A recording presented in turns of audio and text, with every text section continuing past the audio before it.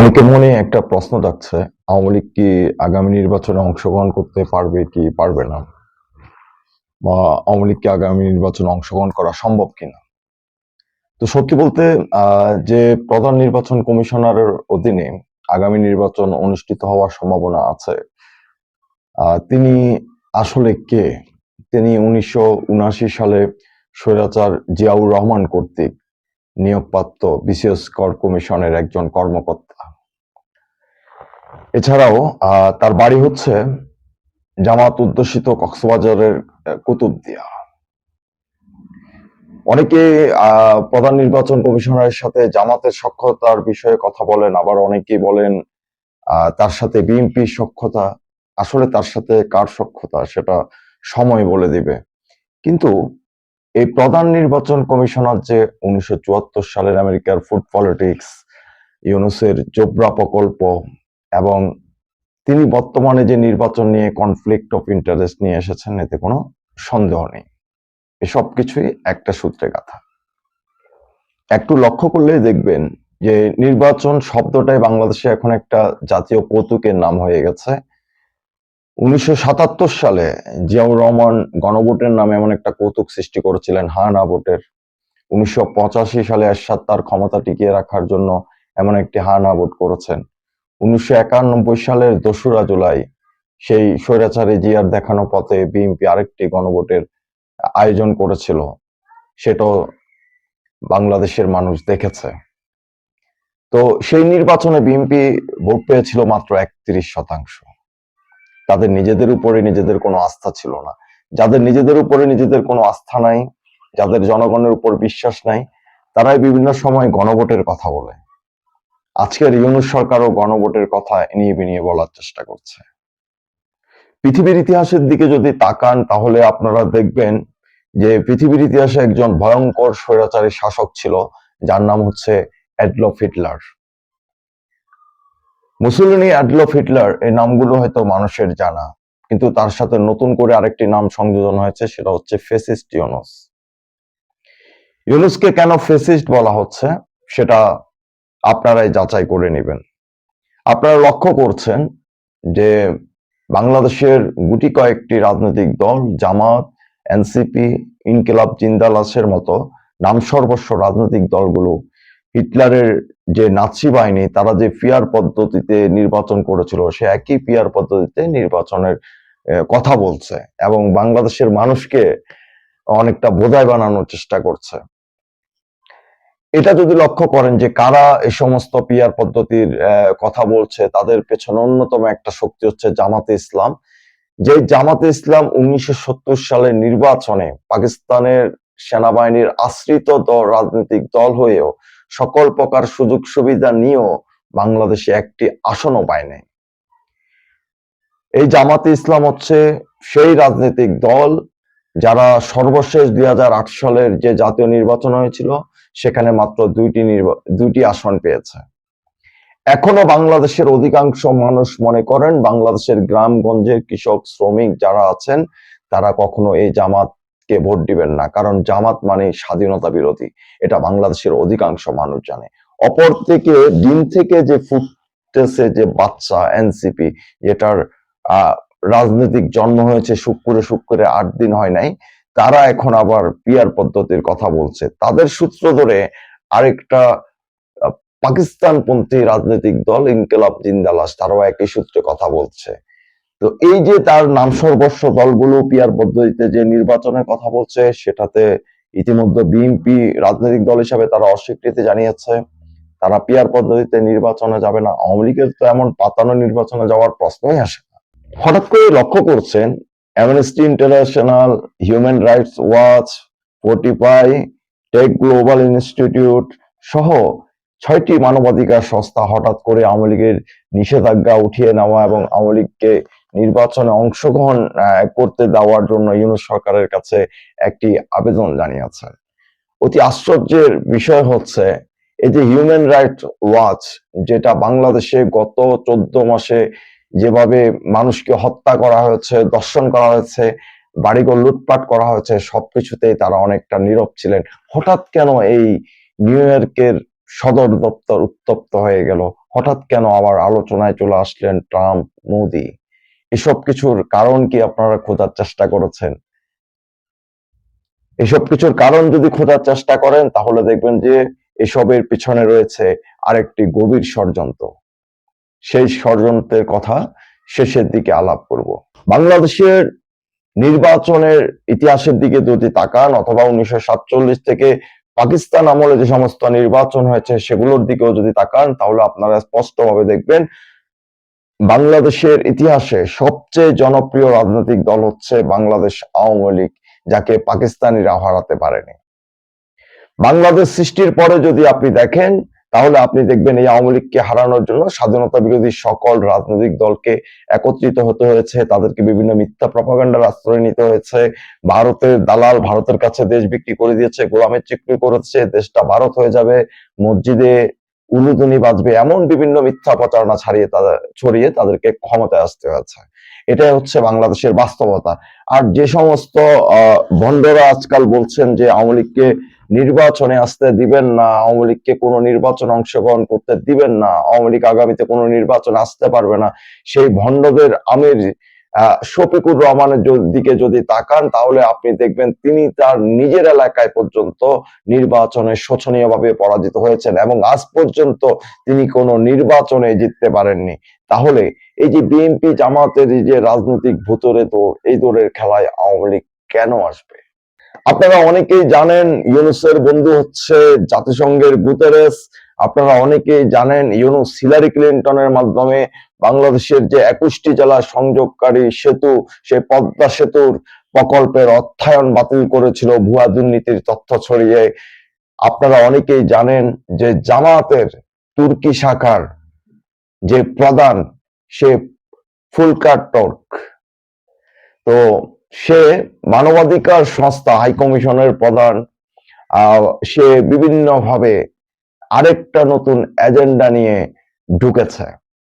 সে agenda হচ্ছে আওয়ামী লীগকে নির্বাচনে আনার মধ্য দিয়ে বাংলাদেশে একটা পাতানো নির্বাচন করে ইউনূসের যে গদি আছে, বিএনপি জামাতের যে নির্বাচনী খায়েশ আছে, সেই খায়েশটাকে পূরণ করে দেওয়া।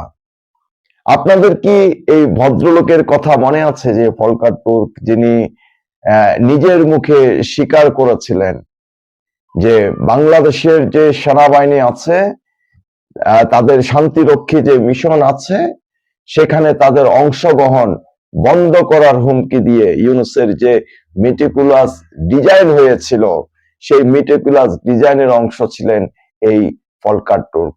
তাহলে এমন জঘন্য পাতানো খেলায় রাজনৈতিক দল হিসাবে আওয়ামী লীগ কি অংশগ্রহণ করবে? আওয়ামী লীগ কি বিবিসির যে হার্ড টক অনুষ্ঠানে ফলকার তুর্ক নিজের মুখে স্বীকার করেছেন যে আসলে 5ই আগস্ট কিভাবে ঘটেছিল, কারা এর পেছনে জড়িত ছিল, কারা এর পেছনে ইন্ধন জুগিয়েছে? যদি বাংলাদেশের দিকে তাকান তাহলে আপনি এই মুহূর্তে দেখবেন বাংলাদেশের প্রথম সারির আওয়ামী লীগের নেতা থেকে শুরু করে শতাধিক মন্ত্রী, এমপি, তারা বিভিন্ন মিথ্যা মামলায় জেলে এবং আত্মগোপনে আছেন। আপনি যদি বাংলাদেশের বর্তমান অবস্থার দিকে তাকান তাহলে দেখবেন যে হাজার হাজার আওয়ামী লীগের নেতা কর্মীর ঘরবাড়ি লুট হয়ে গেছে, তাদের ঘরের মা বোনেরা ধর্ষিত হয়েছে এবং তাদেরকে নির্মমভাবে হত্যা করে নদীতে ফেলে দেওয়া হচ্ছে, নদীতে তাদের লাশ ভেসে আসছে। এমন একটা মুহূর্তে আওয়ামী লীগ কি আরেকটি মেটিকুলাস ডিজাইনের অংশ হবে? আমার তো মনে হয় না। কারণ বর্তমান বাংলাদেশের পরিস্থিতির দিকে যদি আপনারা তাকান তাহলে আপনারা দেখবেন দিন দিন মিছিলে মিছিলে আওয়ামী লীগের জনসমাবেশ বাড়ছে। আওয়ামী লীগের লোকজন তারা কিন্তু দিন দিন মনোবল চাঙ্গা হচ্ছে। আওয়ামী লীগের যে 5 কোটি সমর্থক আছেন তারা ধীরে ধীরে বুঝতে শিখেছেন যে নৌকার পালে হাওয়া লাগছে। বর্তমানের যে বৈশ্বিক পরিস্থিতি, এশিয়ার যে জিওপলিটিক্যাল অবস্থান, সবকিছু বিবেচনা করলে আপনারা নিজেরাই বুঝতে পারবেন বর্তমান বিশ্ব রাজনীতিতে কোনো না কোনো ভাবে শেখ হাসিনা আবার গুরুত্বপূর্ণ হয়ে উঠছেন। আওয়ামী লীগের ইতিহাসের দিকে যদি তাকান তাহলে আপনি বুঝতে পারবেন যে আওয়ামী লীগ অতীতেও কোনো পাতানো নির্বাচনে অংশগ্রহণ করেনি, ভবিষ্যতেও আওয়ামী লীগ কোনো পাতানো নির্বাচনে অংশগ্রহণ করবে না। কারণ আওয়ামী লীগ বিএনপির মতো ক্ষমতার পেছনের দরজা দিয়ে জন্মগ্রহণ করে নাই। আওয়ামী লীগ জনগণের মধ্য থেকে জন্ম নেওয়া রাজনৈতিক দল। আওয়ামী লীগ জামাতের মতো ব্রিটিশের তৈরি কোনো সংগঠন নয়। আওয়ামী লীগ রাজপথের সংগঠন, এবং সেই সংগঠন জানে কিভাবে তাদের অধিকার আদায় করে নিতে হবে। আওয়ামী লীগ জানে কিভাবে তাদের অধিকার প্রতিষ্ঠা করতে হবে। এই আওয়ামী লীগ কিন্তু পাকিস্তানের আইয়ুব খানের যে শাসন স্বৈরাচারী, তাকে কিন্তু পাকিস্তানে পাঠিয়ে দিয়েছিল। এই আওয়ামী লীগের সেই সক্ষমতা আছে ফ্যাসিস্ট ইউনিটসের যে দুঃশাসন চলছে সেটাকে সমাধিস্থ করার। এই মুহূর্তে আওয়ামী লীগকে যেটা করা উচিত বলে আমি মনে করি সেটা হচ্ছে আওয়ামী লীগের যে সাংগঠনিক দুর্বলতা আছে সেই সাংগঠনিক দুর্বলতাকে কাটিয়ে ওঠা। এই মুহূর্তে আওয়ামী লীগের উচিত কথা কম বলে নিজেদের ভবিষ্যৎ কাজে মনোযোগী হওয়া। কারণ বাংলাদেশের ইতিহাস সাক্ষ্য দেয়, 1947 থেকে যে ইতিহাস, সেই ইতিহাস সাক্ষ্য দেয় আওয়ামী লীগকে ছাড়া পাকিস্তানের মাটিতেও কোনো নির্বাচন হয়নি, বাংলাদেশের মাটিতেও কোনো নির্বাচন হবে না। এই আওয়ামী লীগ যেভাবে স্বৈরাচারী জিয়ার সরকারকে উৎখাত করেছে, এরশাদের পতন ঘটিয়েছে, খালেদা ও জামাতের যে দুঃশাসন ছিল 2001 সালের, সেই দুঃশাসনের মোকাবেলা করেছে লগি বৈঠার সাথে। আওয়ামী লীগের ইতিহাস বিজয়ের ইতিহাস। আওয়ামী লীগ জানে কিভাবে বিজয়ের গল্প তৈরি করতে হবে। আওয়ামী লীগ জানে কিভাবে তাদের নেতা কর্মীদেরকে আগামী দিনের জন্য, যুদ্ধের জন্য প্রস্তুত করতে হবে। আওয়ামী লীগের সামনের যে দিনগুলো আসছে সেই দিনগুলো একটা যুদ্ধের প্রতিধ্বনি। এই যুদ্ধে আওয়ামী লীগকে যুগোপযোগী সিদ্ধান্ত নিতে হবে। আওয়ামী লীগকে বুঝতে হবে এই মুহূর্তে বাংলাদেশের পরিস্থিতি কি, এই মুহূর্তে তাদের করণীয় কি। এই মুহূর্তে আওয়ামী লীগের করণীয় হচ্ছে তাদের সংগঠনের মধ্যে সাংগঠনিকভাবে নতুন, যোগ্য, সৎ এবং সাহসী নেতৃত্ব তৈরি করা। এতে করে আওয়ামী লীগের যে 5 কোটি সমর্থক আছে বাংলাদেশে, যাদের মধ্যে বর্তমান নেতৃত্ব সহ বিভিন্ন বিষয় নিয়ে আস্থার সংকট আছে, সেটা অনেকটা কেটে যাবে। বর্তমান নেতৃত্বকে যে আপনি ফেলে দিবেন সেই সময়টা এই মুহূর্তে নেই। কারণ বাংলাদেশের দিকে যদি তাকান তাহলে আপনি বুঝবেন যে বাংলাদেশ একটা গৃহযুদ্ধের মুখোমুখি দাঁড়িয়ে আছে। এই মুহূর্তে যেটা দরকার সেটা হচ্ছে সকল ভেদাভেদ ভুলে আওয়ামী লীগের নেতাকর্মী, সমর্থক এবং বাংলাদেশের মানুষকে ফ্যাসিস্ট ইউনূসের দুঃশাসনের বিরুদ্ধে ঐক্যবদ্ধ করা। এবং আওয়ামী লীগ জানে কিভাবে বাংলাদেশের জনগণকে সাথে নিয়ে ফ্যাসিস্টদের পতন করতে হবে। আওয়ামী লীগের চেয়ে এটা বাংলাদেশের আর কোনো রাজনৈতিক দল ভালো জানে না। এবং বাংলাদেশের সকল রাজনৈতিক দল জানে যে আওয়ামী লীগ যদি ঐক্যবদ্ধ হয়, আওয়ামী লীগ যদি সকল ভেদাভেদ ভুলে এক মঞ্চে দাঁড়াতে পারে, তবে ঐক্যবদ্ধ আওয়ামী লীগকে হারানোর ক্ষমতা বাংলাদেশের কোন রাজনৈতিক দলের কোনো কালে ছিল না, এখনো নেই, ভবিষ্যতেও থাকবে না। এই মুহূর্তে সমগ্র বাংলাদেশ যে মানুষটার দিকে তাকিয়ে আছে তিনি হচ্ছেন বঙ্গবন্ধু কন্যা শেখ হাসিনা। বঙ্গবন্ধু কন্যা শেখ হাসিনা জানেন কিভাবে এই ওষুধদের বিরুদ্ধে লড়াই করতে হবে। বঙ্গবন্ধু কন্যা শেখ হাসিনা জানেন কিভাবে ফ্যাসিস্টদের শাসনের অবসান ঘটিয়ে আবার সেই গণতান্ত্রিক রাষ্ট্র কাঠামো ব্যবস্থায় বাংলাদেশকে ফিরিয়ে নিয়ে যেতে হবে। বঙ্গবন্ধু কন্যা শেখ হাসিনা জানেন ইউনূসের জোবরা গ্রামের প্রকল্পের কথা। বঙ্গবন্ধু কন্যা শেখ হাসিনা জানেন 1974 সালে আমেরিকার সেই ফুড পলিটিক্সের কথা। বঙ্গবন্ধু কন্যা শেখ হাসিনা খুব ভালোভাবে অবগত আছেন বর্তমানের যে প্রধান নির্বাচন কমিশনার তিনি কার আত্মীয়, তিনি কার সাথে লিঙ্ক রাখেন, তিনি কাদের সাথে মধ্যরাতে বৈঠক করেন। তিনি যাদের সাথে মধ্যরাতে বৈঠক করে বায়াত প্রাপ্ত হয়েছেন, তিনি বায়াত নিয়ে বাংলাদেশে কোনো নির্বাচন করবেন, সেই অগ্রহণযোগ্য নির্বাচন, সেই পাতানো নির্বাচন বাংলাদেশের মাটিতে কখনোই হবে না, হতে দেওয়াও হবে না। এখন যেটা হবে সেটা হচ্ছে চুপচাপ এই খেলার দর্শক হয়ে যান।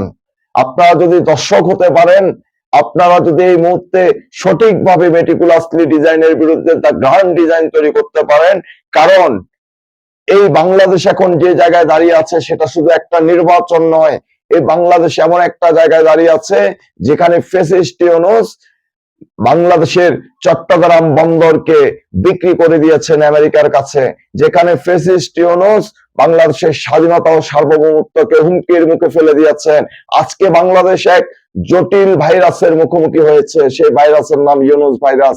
শুধু ইউনুস ভাইরাসকে ধ্বংস করলে হবে না, তার সাথে সাথে পাকিস্তানি আইএসআই যে ভাইরাস আছে সেটাকে ধ্বংস করতে হবে। মার্কিন গোয়েন্দা সংস্থা সিআইএ এর যে ভাইরাস আছে সেটাকে ধ্বংস করতে হবে এবং ভবিষ্যতের 100 বছরের জন্য বাংলাদেশের স্বাধীনতা এবং সার্বভৌমত্বের দিকে যেন পৃথিবীর কোন পরাশক্তি চোখ তুলে তাকাতে না পারে, সেই গ্র্যান্ড ডিজাইন তৈরি করে আওয়ামী লীগকে এগিয়ে যেতে হবে।